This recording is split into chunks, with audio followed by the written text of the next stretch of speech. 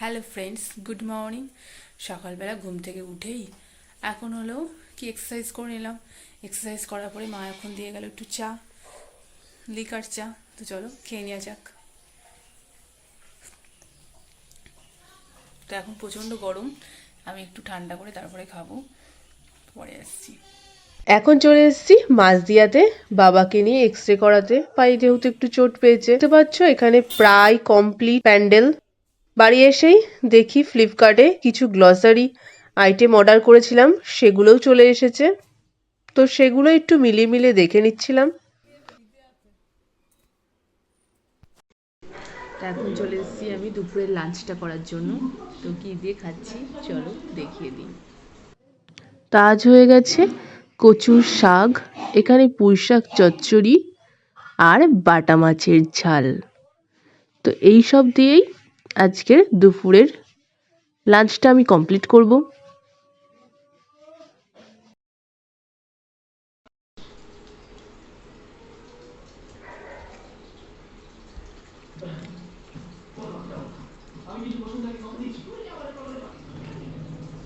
আমার মায়ের হাতের রান্না খুবই টেস্টি, তো নতুন করে কিছু বলার নেই। আমি খাওয়া দাওয়াটা সেরে নিই, তারপর তোমাদের সামনে আসছি। তো খেয়ে দিয়ে উঠে পড়াতে বসে গেছিলাম। তো মা হলো আপেল কেটে রেখেছিল, বলেছিল খেতে, তো পুরো ভুলে গেছিলাম। তো খেয়ে দিয়ে উঠে তাই ভাবছি এখন খেয়ে নিই। তো চলো খেয়ে নেওয়া যাক। আর যেহেতু শপিং করতে গেছিলাম তাই সব খোলা, তাই একটু নেভিবুচি লাগছে। তো বিয়ের জন্য কী শাড়ি কিনলাম সেটা অবশ্যই শেয়ার করব, কিন্তু এই ভ্লগে না। চোখ রাখো, আমার চ্যানেলে ঠিক আপলোড হয়ে যাবে, তার জন্য সাবস্ক্রাইবটা অবশ্যই করে রাখো। তো এখন চলে এসেছি রাতের ডিনারটা কমপ্লিট করতে। তো চলো খেয়ে নিই। আজকে রাতের ডিনারটা প্রচুর কিছু দিয়ে করে ফেলছি। এই যে এখানে আছে দুটো রুটি, এখানে পুঁই শাক চচ্চড়ি, কচুর শাক, বাটা মাছ ভাজা আর একটা বড় সাইজের ল্যাংচা। এই দিয়ে আজকে আমি ডিনারটা কমপ্লিট করব। তো চলো।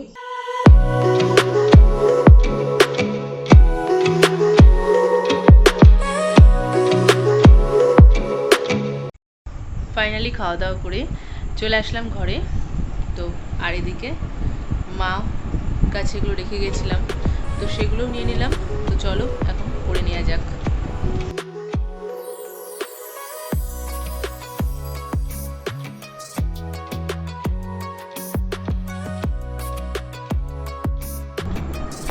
তো হাতটা পোড়া হয়ে গেল, কানেরটাও পরে নেবো।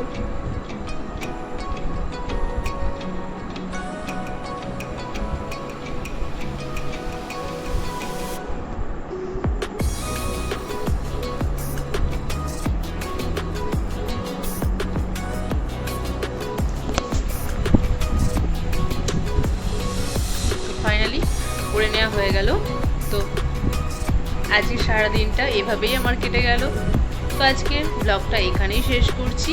ভালো লাগলে লাইক, কমেন্ট, সাবস্ক্রাইব করে দিও। Tata, bye bye.